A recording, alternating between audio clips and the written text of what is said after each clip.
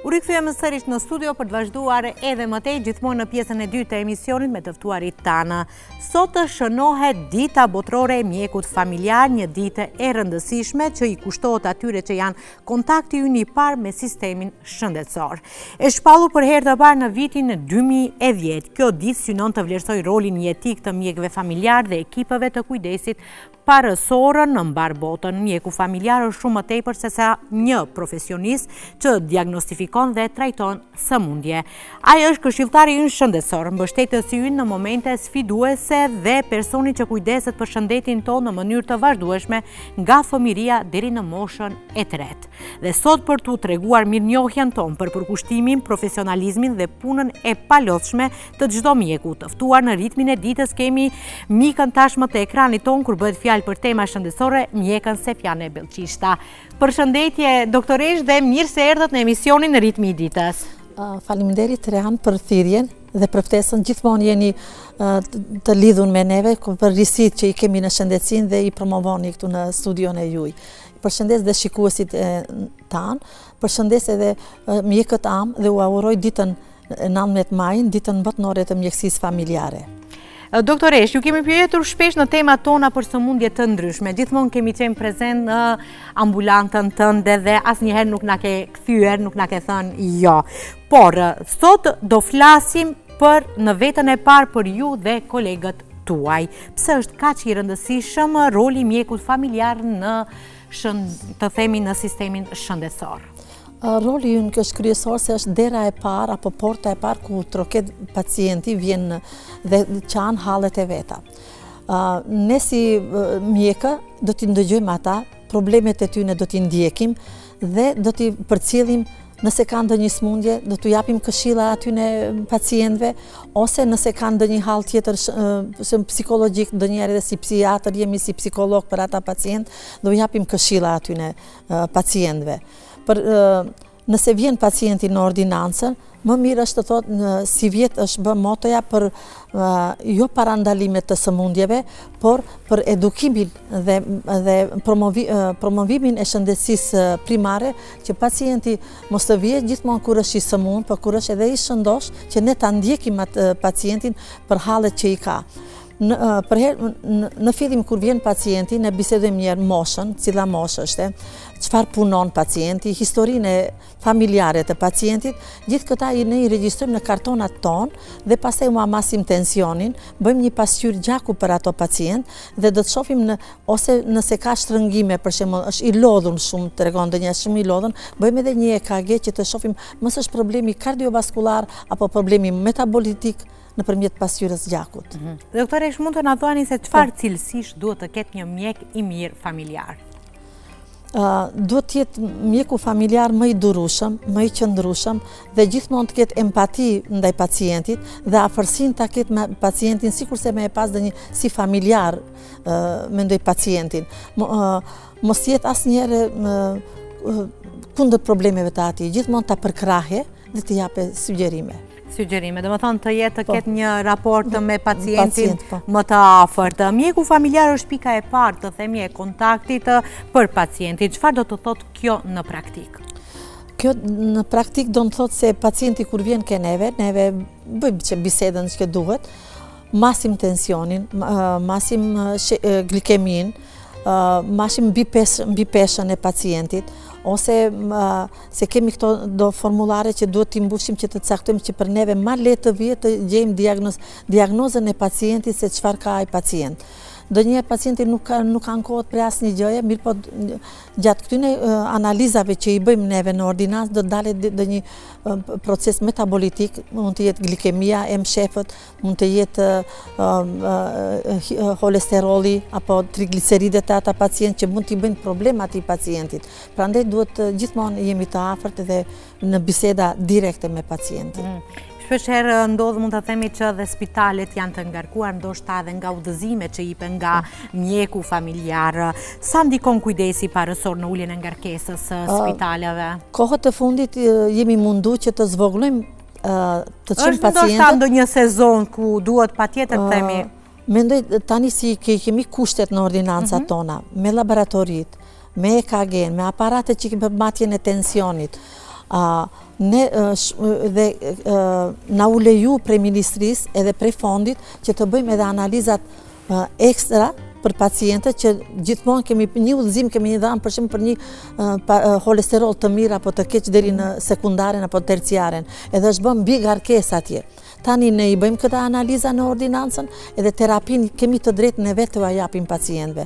Nëse dyshojmë ne diçka në terapin, atëherë me telefon ne kontaktojmë mjekun specialist që mos e ngarkojmë atë atje, të japim ne këtu ai na thot ose me ndalu dozën me zvoglu ose me rrit dozën për atë sëmundje që është. Të marrim shembull për tiroiden. Gjithmonë kemi dhënë udhëzime për në sekundaren apo në terciaren ose në medicinën e patofiziologjisë. Mirë po gjithmonë termine nuk ka pas kemi dhënë udhëzime prioritet. Edhe ata kanë prit shumë kohë që të japin terapin vetëm për atë. Tani në laboratoritë tona që I bëjmë parametrat për tiroiden, për funksionin e tiroides, nëse është e lartë ne japim terapin fillestare që na kanë mësuar një dozë më të vogël, pamandej dozën e rrisim, nëse mbas një muaji e thirrim përsëri pacientin e përsërisim analizën, nëse është përsëri e rritur, atëherë kontaktojmë me anë të telefonit mjekët që janë në sekundaren, që mos të bëhet ngarkesa. Mendoj se me këtë ne u lehtësuam pak punën atyne.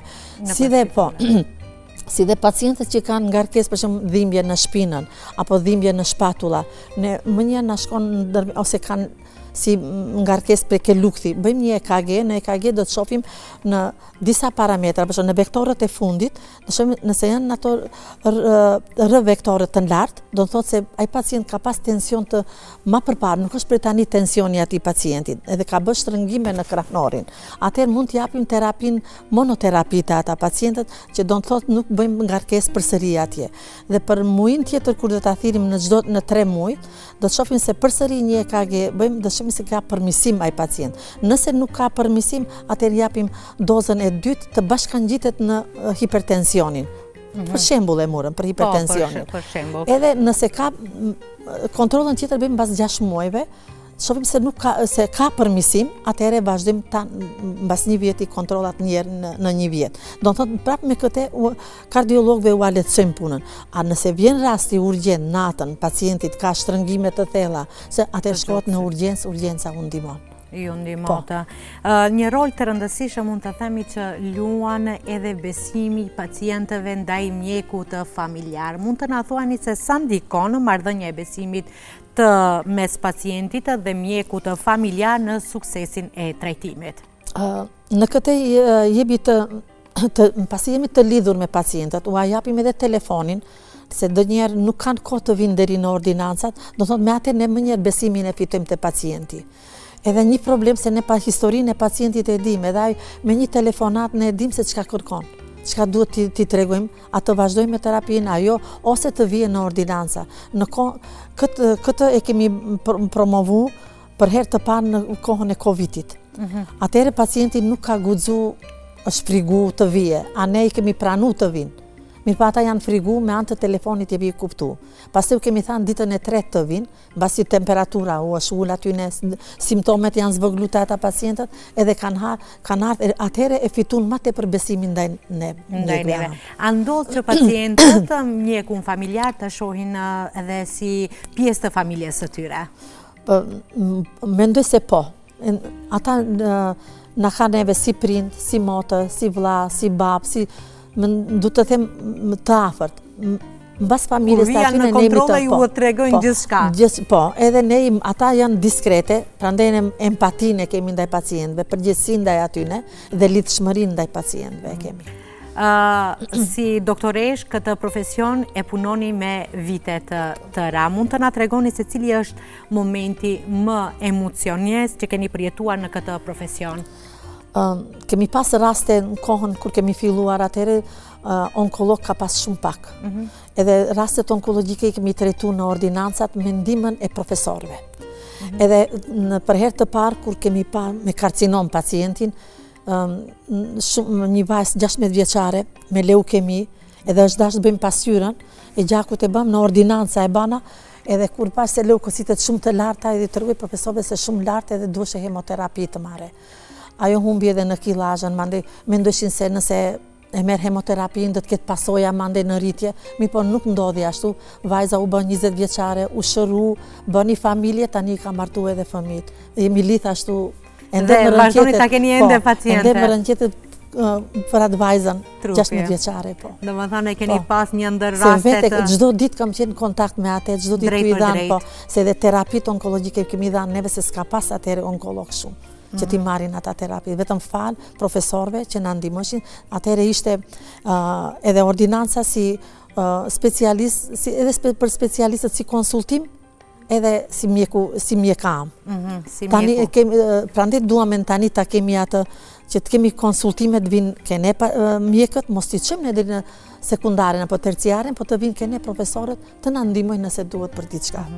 Doktoresh, për te trajtimit të sëmundjeve, cili është roli i mjekut familjar në parandalimin e tyre? Po, për parandalimin prandaj dhe si vjet moto është parandalimi i sëmundjeve, pacienti nëse është i lodhur, mendoj nuk ka gjumë, ai do të vijë në ordinancën edhe ne bëjmë një parandalim. Do të bëjmë disa analiza të zbulim ku është shkaku.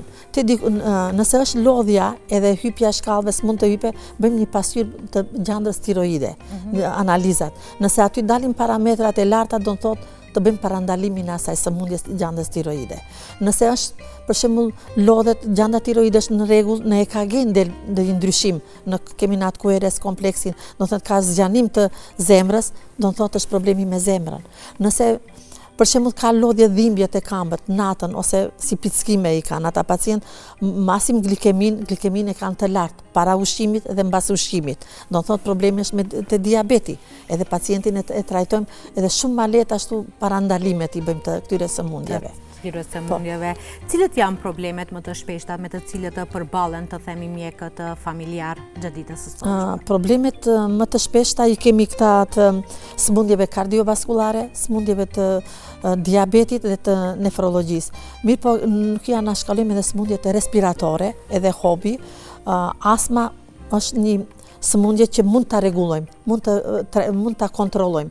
Mirë po sëmundje kronike të mushkërive nuk mund t'i kontrollojmë, mund t'jetë edhe fatale ndonjëherë për atë pacient. Pra duhet vije ai pacient që është me këto diagnoza duhet vije më shpesh, ngati çdo muaj duhet vije te mjeku am për ta kontrolluar neve me pacientin. Ato kontrolla që i bëjmë gjithmonë. Një pasqyrë gjaku dhe kontrollën me stetoskopin. Dhe pikflometrin që i kemi. Pikflometri shumë na ka ndihmuar kohët të fundit edhe për diagnostifikimin e astmës. A ka astmë pacienti apo është me sëmundje kronike të mushkërive. Mandej kemi edhe ndryshimet hormonale të pacientët. Kemi pas edhe me hormonet të progesteronit, këtë prolaktinin të lartë. Të femnat më tepër ka qenë edhe ka pas probleme me kokë dhimbje të larta. Edhe ka ata jemi detyruar të bëjmë edhe kompjuter të kokës, të shohim në hipofizën, a është rritur ndonjë tumor apo diçka, të disa është gjetë, mirë po është bë parandalimi edhe me këtë, me konsultim me neurohirurgët. Me neurohirurgët. Si menaxhohen pacientët të themi me sëmundje kronike në kujdesin parësor? Me sëmundjet kronike ata pacient ne i kemi nën kontakt gjithmonë edhe i thirrim se patjetër duhet vinë terapinë kronike ta marrin. Mirë po tani është bërë edhe digitalizimi, terapinë e japim në mënyrë kronike të marrin direkt në barnatore, të ngrenë pacientët. Mirë po ne që të kemi kontaktin me ata i thirrim në çdo 3 muaj për pasqyrën e gjakut. Patjetër që të shohim yndyrnat sa janë ke ata pacient për sëmundjet kardiovaskulare. Për sëmundjet e diabetit, sheqerin 3 mujor që do çdo herë në çdo 3 muaj me UAB, nëse është i lartë do të marrim masa me rrit dozën e atyne preparateve që i përdorin dhe për nefrologji shohim parametrat e veshkëve. Nëse janë të larta, u tregojmë ushqimin që duhet të hanë ata pacient, se nuk guxojnë shumë mish me marrë, ma tepër ujë të përdorin, edhe infuzionet janë kontraindikacion për ata që kanë parametrat e larta të veshkëve, si urea dhe kreatinini kur janë të lartë. Mirë po kemi edhe probleme në kohën e fundit me tamthin, edhe me mullëqinë zezë. Shumica është të disa paraqitet si fond të yndyrës, mbështjellën me yndyr dhe i kanë shumë parametrat e larta, mund të mendojmë se është një virus, një sëmundje virusale, apo për një bari që i kanë përdor, se shumica e barnave ju hypin parametrat e mëlçisë dhe ne duhet t'japim mandej parametra tjera, t'japim preparate tjera që të ulen ata parametra, se shumica që i kanë në kohën e viruseve ma tepër, përdorin shumë paracetamollat. Edhe atër janë një faktor i ilaçeve që i hypin parametrin në mëlçin edhe japin lodhje ekstra të ata pacient. Edhe prandaj shumë na ndihmon laboratoria në ordinancat dhe bëjmë këto analizat që ti keni.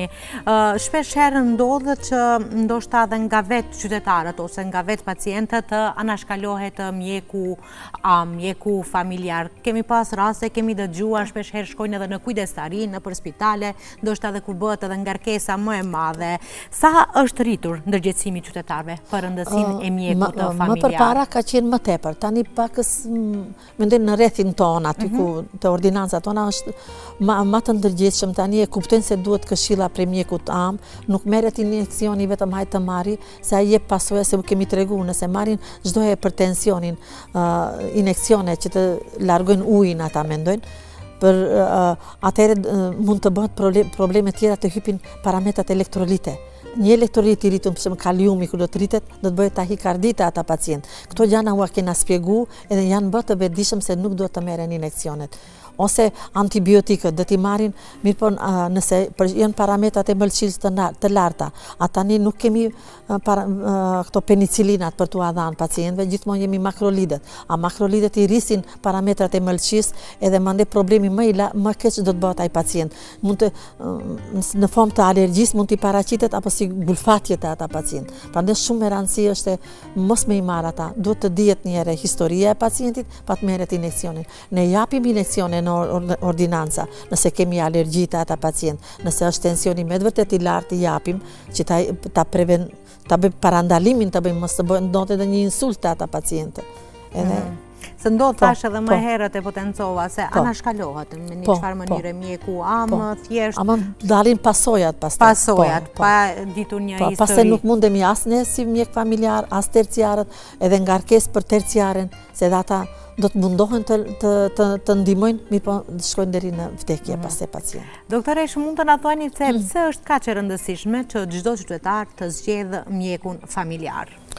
Shumë e rëndësishme është të zgjedhë çdo qytetar mjekun am, se mjeku am do ta dijë historinë familjare, historinë e pacientit dhe sëmundjet që a ka pacienti, a nuk ka, apo do të ketë ndonjë parandalim për ndonjë sëmundje taj pacient. Prandaj mjeku am e din tërë historinë e familjes. Prandaj duhet edhe fëmijët, edhe gjyshet, apo nanat, baballat, motrat, gjithë të jenë në një të mjeku am, se kur dihet historia familjare, shumë ma lehtë është të zgjidhet problemi i sëmundjeve të pacientëve. Shpesh ndodh ndoshta edhe qytetarët nuk janë të kënaqur nga një mjek familjar, ndrojnë të them shpesh edhe mjekët familjar. Mund të na thuani se cilët janë përfitimet për pacientët ku ka një mjek familjar apo një mjek am të përhershëm dhe cilët janë pasojat e atyre pacientëve të cilët mund të themi ndrojnë, mund të them çdo 6 muaj apo edhe më shpesh mjekët am? Pacientët që nuk i ndrojnë mjekët am kanë benefit më të madh, se janë më të kujdesshëm, edhe janë më të shëndosh, edhe gjithmonë me ata konsultimet vazhdojnë për çdo problem që e kanë. Mirë po ata që i ndrojnë mjekët am, për shembull ai mjeku që ta pranojnë nuk e din historinë e këtij pacientit, duhet prej fillimit të merret, mirë po ai do të rrijë 1 ditë, 2 ditë te ai dhe mund të harrohen disa analiza të ai pacienti për tu gjetë sëmundja e atij pacientit dhe bëhen komplikime në atë rast. Kemi rastet për shembull në ordinancat kur janë ka 2 mjek, ka 3 mjek në ordinanca. Asnjëherë pacienti nuk shkon ke mjeku am, gjithmonë shkon ke mjeku tjetër. Ai mjeku tjetër e jep vetëm se terapi simptomatike, se ka shku për simptomet, nuk ka shku për një trajtim që t'ia bëje për gjithmonë. Aty është gabimi, prandaj i kisha lutur gjithë pacientët të shkojnë gjithmonë te mjeku vet am, në ordinanca që ka më tepër mjek. Aty edhe do të kenë shumë probleme ata pacientë, se gjithmonë vinë deri në klinikë, në terciaren të shkojnë, marrin udhëzimet, se ky mjeku tjetër nuk e din historinë, sa e din ai mjeku që është para prag, domethënë. Mund të na thoni se çfarë sfida shasin sot ekipet e kujdesit parësor? Me pacientët, me punën në gjitha këto. Sfidat, mendojmë se të përmirësohet më tepër tash shëndetësia primare, mirë po tani për teknologjia që është ka hyrë në sistemin. Teknologjinë e kemi qysh në kohën e Covidit, menaxhimin me këto në inteligjencën artificiale, e cila mund të na ndihmojë neve mjekëve që ma shpejt të bëjmë një diagnostifikimin e pacientit, që mos humbim kohë, a më tepër do të shërbeje inteligjenca artificiale mjekëve që janë në urgjencë, që atje shkën rastet urgjente, mirë po ata i kanë, për shembull, në inteligjenca artificiale i përmbledh të dhanunat ne që i shkruajmë për pacientin, për shembull historinë e pacientit, çfarë sëmundje kronike a ka, nuk ka, alergjia ka ai pacienti, edhe kur shkon në urgjencë në urgjencë, inteligjenca artificiale i ndihmon hirurgut që më shpejt me bë diagnostifikimin dhe operacioni të jetë më i suksesshëm edhe të shpëtojë jetën e pacientit. Mendoni se teknologjia ndihmon më shumë në punën tuaj tani, duke pasur se jetojmë tani në epokën digjitale dhe e dim që edhe shëndetësia është duke ecur me aparaturat me gjëra të tilla përpara. Në aparaturat na ndihmojnë, janë si ndihmës janë. Por ne përsëri duhet ta kemi empatin, afërsinë me pacientin, nëse nuk është kjo, patjetër kjo duhet të jetë. Kjo vetëm si ndihmësh, si parametër për të na ndihmuar që më shpejt për ta përshpejtuar punën. Për shembull kompjuterin ne nuk do dim a do duhet bëhet kompjuter për shembull neurohirurgu apo nevrologu apo ndonjë në gastrohepatologji aty nuk duhet kompjuterat, ata shumë ma lehtë do ta kenë me inteligjencën artificiale se më një diagnostifikimi ku duhet të përqendrohen dhe çfarë duhet të bëjnë me kompjuterin, apo të bëjnë kompjuterska tomografia apo të bëjnë magnetna rezonancën. Se mos bëhen se shumica tani e mjekëve e këtyre pacientëve më jep më udhëzim të bëj një kompjuter, më jep një udhëzim se më dhem qafa të bëj një magnet. Nuk mundemi ne atë të themi se nuk ka nevojë me një rentgen ne mjekët tam, një rentgen i thjeshtë që do të bëhet ne ta shohim, po do shohim se çfarë ka në unazat e pacientit. A janë të ngushtume, a janë të zjanume, apo ka ndonjë, se çdo unazë ka nga një jashtëk ne u themi, që mos fërkohet njëra me tjetrën, ajo për lëvizjeve të padashme ndonjëherë mund të hyjë brenda të bllokojë lëvizjen e qafës. Ai nuk mund ta bëjmë kompjuterin, a do ta shohim më njëherë në rentgenin. Në rentgen. Doktoresh, si mund të përmirësohet, të themi më tej, roli i mjekut familjar në shoqërinë tonë? Duhet vetëm afërsia të jetë me atë të jetë më i afërt pa mjeku me shoqërinë, mos mbahet distancë kur të hyje pacient, për shembull në ordinancë, po ta afroje pacientin, të jape empatinë se është i afërt me atë dhe të jetë më i lirë pacienti me vetë mjekun am. Me vetë mjekun am. Ju punoni këtë profesion me vite. Mund të na thoni se sa ka ndryshuar? Qoftë qytetarët ndaj qasje, ndaj mjekut familjar, por edhe mjekësia ndër vite. Fillim kur kemi filluar nuk kemi pas një tableta antibiotik në formë tabletare. Kanë qenë në formë të ampullave. Edhe jemi detyruar gjithmonë me infuzione të japim ose intramuskulare. Kur kemi dhënë gjatë intramuskulare, ndonjëherë ka pas në disa raste, disa motra kanë bërë edhe si infeksion në vendin ku është shpu ai pacienti ku është dhënë. Prandaj kanë qenë u detyruam që të shohim farmacia përparojti që ti ndalim ma aplikimet intramuskulare ose intravenoze, se bëjmë hapjen portën e parë për të hyrë bakteria kur bëjmë me aplikimet. Edhe prej 2003 kur u bë reformat shëndetësore, u fillun edhe tabletat të vinë në vend të ampullave, edhe patëm fillum suksesit jetë, edhe pacientët nuk ishin atë probleme ma me krahët, apo me kukun ku është marrë aplikimi, se shumica abscese u bëshin, apo si topka u bëshin, si formë në tumorit u bështe në vendin e aplikimit, se shumë shpesh i kërkojshin. E tash me kohë u zvoglun edhe vetë pacientët u bindën, prindët e atë, fëmijëve vetë u sugjeroshin se nuk është mirë, se në kohën e aty nëse si ka qenë se tani është më mirë, mos me marë. Edhe bashkë tani kemi edhe si vjetë ma tepër luftën për rezistencën e këtyne mikroorganizmave, se shumica e pacientëve marrin çfarë të jetë çdo lloj antibiotiku. Ai antibiotik mund të jetë, mund mos të ndihmoje. Prandaj duhet gjithmonë të shkojë ke mjeku am, se si antibiotik i parë janë penicilinët. Nëse është alergjik në penicilin, atëherë shkojmë në ata parametra tjera që mos i bëjë alergji pacientit. Edhe generata e parë e cefalosporineve është rendi i parë. Rendi i dytë është cefalosporinet e grupës së 2 dhe të 3 dhe makrolidet. A makrolidet i kemi përdor shumë në kohën e Covidit janë përdor. Edhe atëherë pasojat u pan atëherë. Prandaj u bën edhe ndalimi. Do të thotë në rendi i dytë është ajo. Rendin e tretë i kemi kinolonet, janë preparatet më të reja që ndikojnë më tepër në sistemin urogenital, ata ndikojnë. A mund të themi që ajo afërsia mes mjekut familjar dhe pacientit ka filluar që nga koha e Covidit, kur ishte një virus goxha i përhapur në gjithë botën, dhe nga i momente kanë kuptuar të themi edhe rolin e mjekut familjar dhe rëndësinë? Mendoj se shumë ndihmoi koha e Covidit, se pacientët frigoheshin të vinë, mirë po telefonat fat që i kishin, paraqiteshin, edhe kur do të thoshim hesni nesër të ndëgjojmë, a nuk frigeni ju? Jo, nuk frigohemi, thëmë, ne jemi mjek, do të ndihmojmë, mami të shohim se çka keni.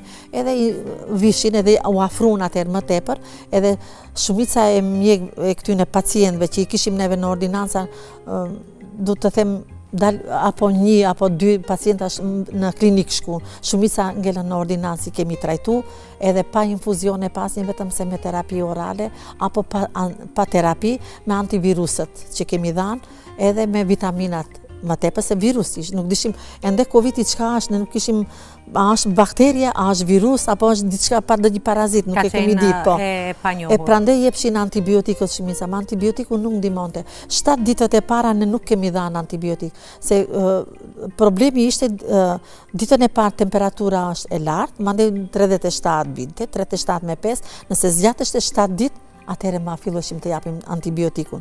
A nëse ditën e tretë ma largoheshte, nuk është 37 me 5, është ndër 37, atë s'kish nevojë antibiotik, po vetëm vitaminat i kemi dhënë. Edhe ata u afruan edhe patën besimin. Edhe prej atëherë ngelen këtu, ama shumica na shfrytzuan neve, që i kemi pranuar në ordinancat, u larguan përsëri shkuan, ata janë pacient që shëtisin, prej ordinancë në një ordinancë tjetër. Kemi ende ashtu pacienta, ama. Shpresojmë që turitet ndërgjegjësimin këtë pjevedia që një rol të rëndësishëm luan shumë mjekuam për shëndetin e tyre. Doktoresh, pasi që sot është dita e mjekëve amë, mjekëve familjar, cili do t'ishte mesazhi juaj për kolegët tuaj? Kolegëve ju kisha këshillu që të bëjnë parandalimin e sëmundjeve, jo vetëm kur është i sëmund pacienti, këshillat me u dhanë si duhet, dhe vlen një pasqyrë gjakut të na tregojë se çfarë ka pacienti. A është gjendja serioze a nuk është? Dhe në fund edhe një mesazh për qytetarët, kuptohet, dhe për pacientët tuaj lidhur me kujdesin ndaj shëndetit të tyre.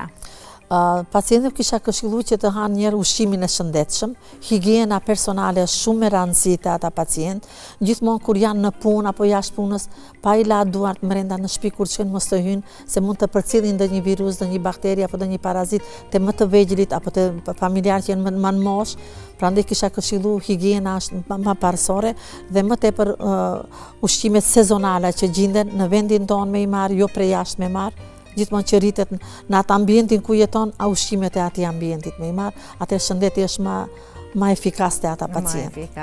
Unë, doktoresh, ju falenderoj shumë që ishit pjesë e emisionit të mëngjesit të ritmi ditës dhe që ndatë kohë për disa këshilla, qoftë edhe në fund një këshillë për pacientët, për qytetarët, por edhe për kolegët tuaj dhe gjitha ato që nuk i kemi ditur se cili është roli i mjekut am, ju sot i treguat nëpërmjet ekranit ton dhe sadopak mendoj dhe shpresoj që qytetarët, por edhe shikuesit tanë ta kenë kuptuar rolin që luan mjeku am në shëndetin e tyre. Unë edhe njëherë ju uroj ditën e juaj, por edhe gjithë mjekëve familjar që kujdesen gjithmonë për shëndetin tonë. Faleminderit shumë edhe shifemi përsëri kur të doni. Faleminderit. Asnjëherë nuk na ke kthyer qoftë edhe për një deklaratë të shkurt. Ju faleminderit edhe një herë, doktoresh.